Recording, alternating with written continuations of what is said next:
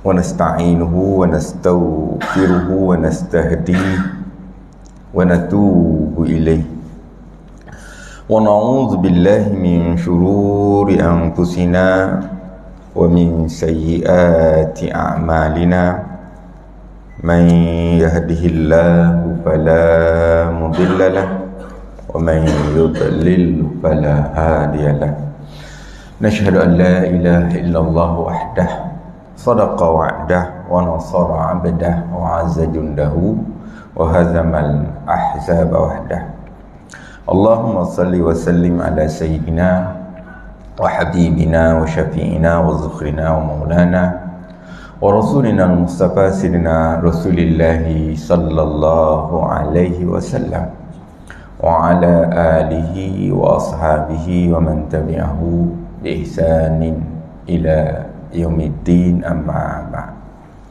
قال الله تعالى في كتاب الكريم بعد أعوذ بالله من الشيطان الرجيم يا أيها الناس اتقوا ربكم الذي خلقكم من نفس واحدة وخلق منها زوجها وبث منهما رجالا كثيرا ونساء واتقوا الله الذي تساءلون به والأرحام إن الله كان عليكم رقيبا وقال أيضا يا أيها الذين آمنوا اتقوا الله وقولوا قولا سديدا يصلح لكم أعمالكم ويغفر لكم ذنوبكم ومن يطع الله ورسوله فقد فاز فوزا عظيما وقال النبي صلى الله عليه وسلم في حديثه فإن أصدق الحديث كتاب الله وخير الهدي هدي محمد صلى الله عليه وسلم وشر الأمور محدثاتها وكل محدثة بدعة وكل بدعة ضلالة وكل ضلالة في النار أو كما قال رسول الله صلى الله عليه وسلم الحمد لله ثم الحمد لله وشكر الله. Puji, syukur, ta'zim kita kehadrat Rabbul Jalil Allah Subhanahu Wa Taala yang dengan izin limpahan kurnia nikmat Allah pada pagi subuh yang mulia ini kita dapat berada di rumahnya yang mulia. Pertama-tamanya menunaikan fardu subuh kita secara berjamaah. Alhamdulillah. Selawat dan salam kita ke atas junjungan besar Nabi kita Muhammad sallallahu alaihi wasallam, ahli keluarga baginda Nabi kita Muhammad sallallahu alaihi wasallam, para sahabat, para tabi'in, atba'ut tabi'in, seterusnya mereka yang berjuang menegakkan agama Allah yang mulia. Alhamdulillah. InsyaAllah kita juga bersyukur kerana kita dapat bersama-sama diberikan kelebihan untuk berada dalam majlis ilmu. Kan, tuntutan yang utama juga bagi kita, alhamdulillah, lebih-lebih lagi yang bersifat fardu ain ataupun yang menjadi syarat kebaikan dalam ibadah kita. Bismillah, summa alhamdulillah wa syukrillah. InsyaAllah pada pagi ini seperti mana yang kita dah tahu, saya akan meneruskan perbincangan saya berkait dengan zikir, khususnya dah lama berhenti pun kita akan sambung pasal Al-Faslus Tsani fi Adabiz Zikri, iaitu pasal yang kedua pada menyatakan adab berzikir. Sebab kenapa? Kita perhatikan bahawa kehidupan kita sebagai seorang mukmin ini, sebagai seorang muslim, mukmin, muttaqin, muslihin atau muhsinin, apalah yang kita sebutkan sebagai ciri-ciri terbaik atau ciri mulia seorang Islam, tidak akan dilingkungi dalam makna ibadah. Contoh pagi tadi, atas sekejap tadi, sebaik saja seorang bayi dilahirkan di kalangan kita sebagai seorang bermula daripada lahir saja, keluar daripada perut mak, maka ada antara perkara ibadah yang ditekankan, kan, sebaik saja mencelik mata ke atas ni, contohnya lah bermula dengan iqamah ataupun azan pada telinga bayi. Itu kan satu daripada bentuk ibadah yang disunnahkan oleh Nabi kita Muhammad sallallahu alaihi wasallam. Kalau kita beri lebih sikit, kalau dalam lingkungan 7 hari, paling tidak kita beri nama dan juga kita tahnik, sebaiknya lagi awal lah. Kalau mampu dalam masa itu juga patutnya berlakunya akikah. Nak ceritanya bentuk ibadah yang disunnahkan kepada kita, beri nama, ibadah, akikah, semuanya itu adalah cara agama mengajar kita untuk membentuk individu itu dalam amalan agama, ibadah setiap waktu, setiap masa. Sebab itulah nanti kalau kita, contohlah kita tinggalkan, kita ambil yang berkait dengan perjalanan hidup kita, kita tengok di bulan Ramadan baru ni lah. Apabila bulan Ramadan, ibadah kita bermula daripada fardu Ramadan ataupun rukun Islam yang kata tak sebut ketiga lah kan, menunaikan ataupun melaksanakan ibadah puasa di bulan Ramadan. Dalam bulan Ramadan juga kita ada rukun yang keempat, rukun Islam yang keempat, iaitu zakat. Walaupun lebih khususnya zakat fitrah, kita difardukan juga zakat fitrah pada tahun yang sama antara puasa dengan zakat. Keduanya rukun, tak dapat tidak, paling lewat sehinggalah hari raya pertama sebelum solat Idul Fitri. Selepas, kalau kita nak ambil di akhir Ramadan, bermacam-macam fadilat dan kelebihan yang Allah nak anugerahkan bagi seorang ahli ibadah, khususnya bertemu ataupun berada beribadah pada malam-malam Al-Qadar ataupun malam Lailatul Qadar. Ganjaran yang amat luar biasa Allah nak bagi. Kemudian kita ikuti dengan sambutan Idul Fitri. Dan sambutan Idul Fitri dalam Islam bukan sambutan tak orang kata tak ada hubungan dengan ibadah. Sebab itu adalah kerja ibadah. Allah tukarkan amalan yang ada pada zaman jahiliah dengan 2 hari raya yang penuh dengan ibadah. Sebab itu kita tak boleh tidak, bila kita beraya, kita sambut dengan aturan syarak sebab nak dapat ibadah, ziarah ke, bermaafan ke kan, dan seumpamanya. Banyak. Kemudian kita, kalau kita nak ambil sama ada yang bersifat umum maupun yang bersifat khusus, ibadah fardu maupun yang sunat, maka kita sambung lagi lah dengan ibadah seperti puasa 6 bagi yang berkemampuan, lebih-lebih lagi kan, tunai. Sehinggalah berakhirnya Syawal, kita datang pula Zulkaidah. Bagi negara kita, datang Zulkaidah tu adalah masa untuk menunaikan ibadah haji ataupun perjalanan. Walaupun ibadah haji tak sampai waktu lagi kan, Zulhijjah, tapi perjalanan sudah pun. Sebab pada 21 Mei yang lalu dah pun bergerak para jamaah haji kita ke Baitullah ataupun ke tanah suci Makkahul Mukarramah, dah pergi dah pun. Walaupun kita tahu bahawa ianya memakan masa sehingga 40 sampai 45 hari kerana menunggu proses seterusnya, iaitu untuk sampai pada 1 Zulhijjah sehingga 10 Zulhijjah. Kalau kita tengok 1 Zulhijjah hingga 10 Zulhijjah sendiri penuh dengan keberkatan amalan dan ibadah. Paling tidak kita nak sebut di antara tuntutan yang amat penting untuk kita jaga. Sampailah kepada 9 Zulhijjah, iaitu hari hukum ataupun Arafah, tuntutan puasa yang amat besar untuk kita laksanakan, kebaikan yang istimewa untuk kita amalkan. 9 Zulhijjah. Kemudian datang 10 Zulhijjah, sambut pula hari raya Idul Adha. Dan hari itu jugalah kita juga disunahkan berkorban kalau mampu kan. Maknanya kalau saya nak sambung terlalu panjang ataupun terlalu banyak, sebab itulah kehidupan kita seorang mukmin ini, dia tak lari daripada satu prinsip yang selalu kita dengar dibacakan wa ma khalaqtul jinna wal ins illa liya'budun. Tidak aku ciptakan, kata Allah kepada kita lah, jin dan manusia, kita lah manusia, kecuali untuk beribadah kepada aku. Kan konsep ibadah yang meliputi kehidupan kita, sama ada kecil maupun besar, sama ada kita tidur, kita masuk tandas, naik kereta, turun kereta, berjalan, pergi bekerja, bermain, tak sebut terlalu banyak, semuanya itu adalah dalam rangka kehidupan kita sebagai seorang mukmin beribadah.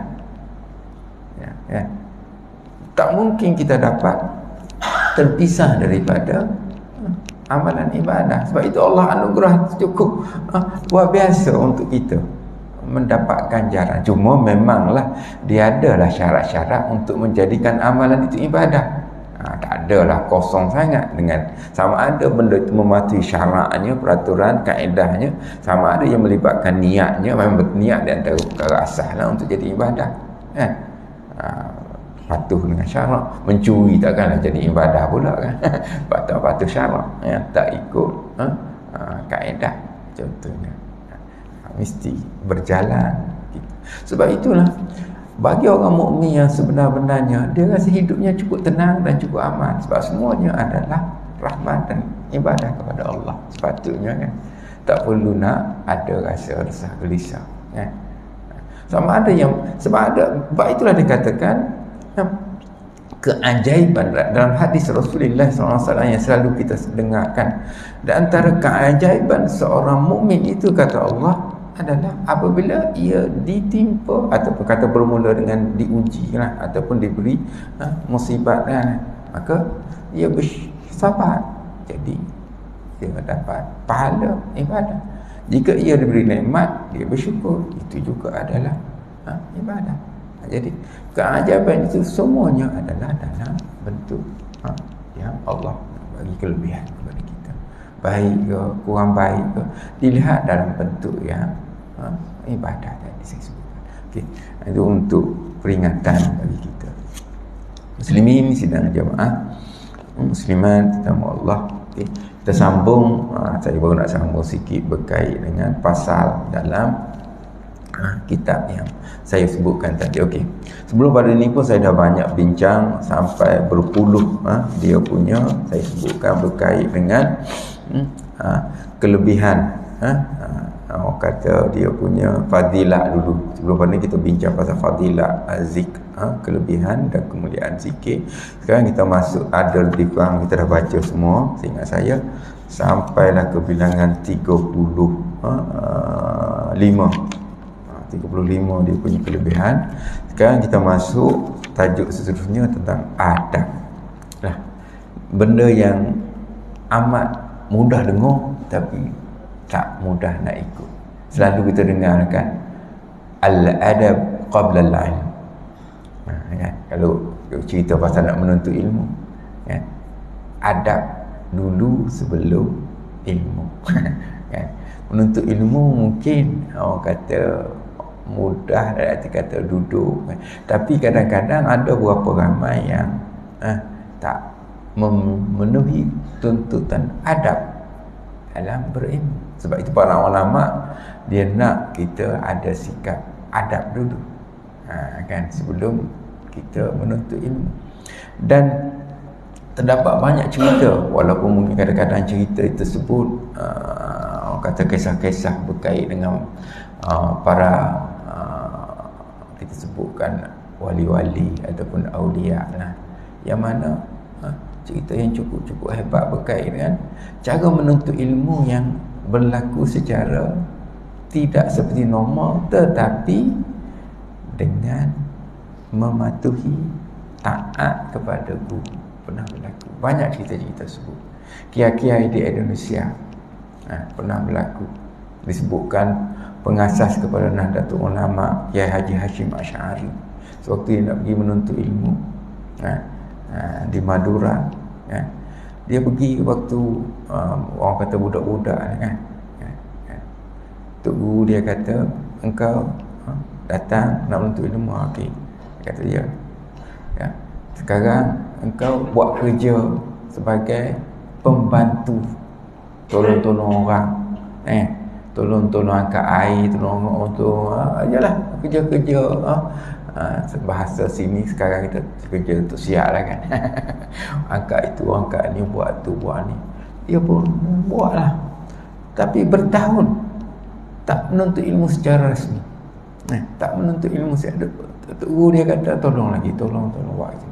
Sehingga kadang-kadang timbul dalam hati dia, bila aku nak belajar, mana buka kitab lah, senang cerita kan, baca duduk. Tapi adalah dengar-dengar kan, tok guru duduk mengajar, tu tepi duduk dengar, tapi taklah buka duduk macam anak murid lain kan.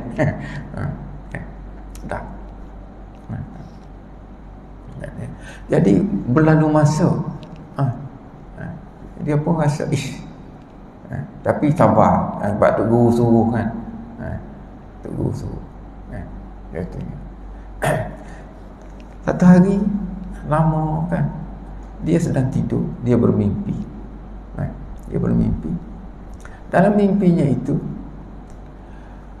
datang seolah-olahnya seseorang yang mengajarkannya ilmu. Walaupun dia tak belajar ilmu, belajar ilmu dalam mimpi. Mungkin pelik lah, tapi dia cerita dulu, dia cerita kisah-kisah para wali-wali ataupun benda-benda yang pelik-pelik dalam. Sehingga dia diajarkan dengan ilmu. Contohnya kalau kita belajar kitab apa, tauhid ke, fiqh ke, apa-apalah kitab kita, dan dia boleh faham. Sehingga satu hari tok guru dia ni bermusafir, tak sempat balik. Maka diminta dia naik, dia boleh baca seperti mana orang yang dah belajar 40 tahun. Luar biasa. Ini cerita yang berlaku. Saya pernah pergi ziarah kubur tok guru dia, dan saya pernah pergi ziarah jugalah kubur ataupun pengasas kepada Natul Ulama Kiai Haji Hashim Asy'ari. Ceritanya saya dengar cerita daripada orang cerita lah kan. Nak beritahunya kadang-kadang dia taat kepada guru, kadang-kadang Allah beri keberkatan dengan cara yang tak biasa kan. Kalau biasa baca kitab tu kan, tapi dia dan dia boleh faham, tahu. Allah masuk ni dikatakan ilmu yang dimasukkan secara langsung dalam jiwa dan hati dia. Allah Alam. Ini cerita ni tak ada nak percaya tak nak percaya, tapi saya pernah dengar lah. Ini untuk beritahu, mungkin ada kaitan dengan sebab cara pendidikan begini memang berlaku di zaman-zaman dahulu, tutup guru dulu kan, memang berlaku. Sekarang ni mungkin kurang. Dia panggil orang yang jadi tukang khidmat kepada guru kan, angkat apa semua, lipat tok guru, beg tok guru, apa semua kan, amal tu kan. Sebelum, sebab tok guru dalam proses itu dia belajar adabnya dulu. Adab dengan anak murid yang tok guru kan. Sehinggalah dapat hadap, tentu memang agak luar biasa kita dengar cerita-cerita berkait dengan adab guru dengan murid. Tak apalah. Okey, kita sambung ya saya, sebelum saya kata kita pun tak lama berhenti sini kan. Bermula fasal yang kedua, fasal tsani ini, fasal yang kedua pada menyatakan adab zikir fi adabiz zikri. Memang adab kadang-kadang kita sebut akhlak kan, hubungannya amat dekat lah. Dalam Islam memang kita tahu hal-hal yang melibatkan agama, paling tidak dia ada 3 komponen besar. Ini bermula daripada, kalau kita sebut bermula pada Islam, kedua iman, ketiga ihsan, ataupun kita letakkan orang kata iman dahulu, Islam kedua, dan juga ihsan ketiga, yang melibatkan sama ada kita sebut bermula daripada akidah, ibadah dan juga akhlak kan. Itu komponen yang 3 daripada besar kita punya perjalanan kan. Kita tak boleh lari daripada, walaupun nama-namanya itu kadang-kadang disebut dengan berbeza-beza, sama ada kita nak sebut dengan makrifah, syariah, hakikat, tapi yang belakang ni adab-adab ni pastinya melibatkan akhlak, tasawuf, adab yang merupakan satu komponen. Sebab itulah nanti kalau kita cerita dari sudut akidah kita di Malaysia, bermula pada akidah ahli sunnah wal jamaah, komponen akidah kan. Okay. Ibadah yang kita ambil dalam mazhab Imam Asy-Syafi'i. Kita punya komponen besarnya, yang utamanya ya. Kalau kita pergi kepada akhlak tasawufnya, akan pergi kepada akhlak tasawuf Imam Al-Ghazali. Kan? Imam Ghazali yang datang, sama ada kita nak ambil ke depan Abu Talib Al-Makki ke Al-Haris Al-Muhasibi ke, tapi yang menjadi pendokong ataupun dia punya kata tonggak kepada aspek tasawuf akhlak kita adalah Hujjatul Islam Imam Al-Ghazali rahimahullah ta'ala anhu. Itu. Jadi komponen itulah yang sedang kita bercerita, iaitu yang ketiga. Jadi zikir itu ada kalanya zikir hasanat namanya. Ini kalau kita nak bincang apa yang disebutkan sebagai jenis zikir. Zikir ni kita tahu semuanya adalah berkait dengan menyebut. Sama ada kita sebutkan itu bersifat lisan, lidah, sama ada yang bersifat hati. Ini benda-benda yang diam ataupun orang kata tak berbunyi, itu bukan bermakna kadang-kadang kita tak berzikir. Sebab makam pun berbeza. Kan? Dan zikir hati ada, zikir lidah ada, zikir anggota ada. Zikir anggota tak dengar lah kan. Mata berzikir, telinga berzikir. Itu adalah zikir anggota, tangan, kaki. Ini adalah kedudukan-kedudukan yang dibincangkan oleh para ulama tentang sebab itu di sini kalau kita perhatikan disebutkan bahawa kerana zikir ada kalanya zikir hasanat, ialah zikir hasanat, zikir kebaikan lah hasanat, zikir yang bersifat kita sebut untuk kebaikan. Dan ada kalanya zikir darajat namanya, zikir darajat, iaitu zikir merujuk kepada nak meningkatkan kedudukan darajat, kan, maqam. Ini memang nanti kita dah sebut kedudukan dan juga sama ada kita sebut maqam maupun hal ataupun ahwal, kan. Maqam, maqamat, itu adalah benda-benda yang disebutkan dalam tahap-tahap, sama ada bermula daripada mubtadi, permulaan, naik kepada mutawassit, pertengahan, naik lagi kepada kedudukan muntahi, penamat atau pengakhiran. Itu dia punya perjalanan mencapai kedudukan yang tinggi di sisi Allah Subhanahu Wa Taala dalam kehidupan kita, kan. Jadi maka disebutkan di sinilah, kalau kita baca, saya bacalah sikit kan sebelum saya berhenti, 45 minit lagi saya berhenti ya. 75 minit saya berhenti, kan. Maka zikir hasanat bermula daripada, ada disebutkan dua tadi, satu zikir hasanat, satu zikir darajat. Maka kata Syekh kita, zikir hasanat itu menghasilkan akan pahala, tiada berkehendak kepada segala adab zikir. Kan. Okay. Kalau kita nak capai zikir bawah sikit tu, ni dipanggil zikir hasanat itu, dia memang kita nak dapatkan ganjaran, kata Syekh kita, kan. Maka zikir itu menghasilkan akan pahala untuk mendapatkan, ialah nak dapatkan ganjaran. Tadilah pahala berapa, kan, kita nak dapat kebaikan daripada amal tersebut. Maka dia kata tiada berkehendak segala adab zikir, tak ada adab khusus lah, duduk sebut dia dapatlah, kan. Subhanallah, alhamdulillah, subhanallah yang azim, subhanallah yang hamdi, kan. Tak kira lah, kan. Yang pentingnya lidah kita menyebut, berzikir akan kalimah-kalimah dan juga zikir-zikir tersebut banyak sangat, kan. Itu disebutkan di sini, menghasilkan akan pahala, tiada berkehendak kepada segala adab zikir yang lagi akan datang ini. Maknanya ni yang manakala zikir darajat itu berkehendak kepadanya, berkehendak kepada adab. Ini dia panggil zikir yang nak meningkatkan kedudukan darajat kita. Itu dia. Bermula zikir itu, kata Syekh kita ni, 20 perkara. Kalau nak mula ni sebab disebut adab kan. Jadi dia ada step langkah.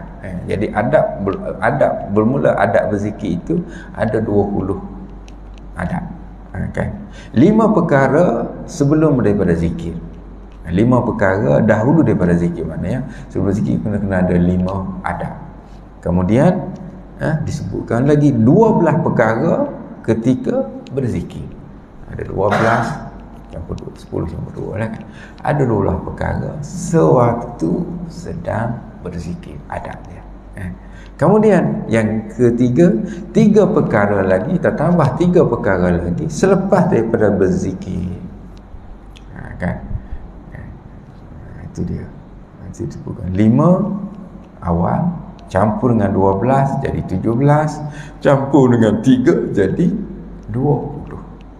Jadi ada 20 perkara adab untuk mendapatkan zikir darajat yang disebutkan ini. Ada step dan langkahnya, insya-Allah. Jadi nanti kita akan bacalah adab-adab tersebut. Kita mula dengan adab sebelum berzikir. Kan? Zikir ni senang, sebut senang, tapi kalau tak ada adabnya awal, mungkin kesannya tak sampai. Contohnya, kita mulakan sebelum berzikir, sebenarnya kena bertaubat dulu. Ni adab sebelum berzikir. Kalau dosa penuh, tak bertaubat, berzikir, mungkin tak ke mana nampaknya kan. Dia tak memasuki roh hati kita. Nanti kita akan baca pada pertemuan ataupun orang kata waktu yang lain kot. Sebab saya sendiri pun hari ni sebenarnya ada program tak boleh lama sangat, kena ke Kuala Lumpur, masih ada bengkel. Saya balik semalam ni. Saya balik tidak ambil pukul 11, saya tolak daripada PJ Hotel Al-Madah, PJ tepi jalan, tepi Lebuh Raya Persetuan tu, pukul 11 5 minit daripada hotel sampai kat pukul 12 dah. Jadi insya-Allah lah boleh pergi pagi ni, start 8.30, sempat lagi pergi dah. Okey ya, tak ada masalah. Okay. Jadi saya akhiri dengan lafaz yang mulia, aqulu qawli hadza wa astaghfirullahal azim li wa lakum wa lisairil muslimin wal muslimat wal mu'minin wal mu'minat fastaghfiruh fastaghfiruh fastaghfiruh fastaghfiruh fa ya fawzal mustaghfirin wa ya najatat taibin. Allahumma aftah alaina futuhal arifin warzuqna fahman nabiyyin wa hifzal mursalin wa ilham al malaika al muqarrabin. Allahumma fakkihna fid din, Allahumma fakkihna fid din, Allahumma fakkihna fid din wa 'allimna at-ta'wil wahdina ila siratikal mustaqim. Walhamdulillah rabbil alamin. Taqabbalallahu minkum minna wa minkum taqabbal ya karim. Assalamualaikum warahmatullahi wabarakatuh. Subhanakallah bihamdihi asyhadu an la ilaha illa anta astaghfiruka wa atubu. Bismillahirrahmanirrahim.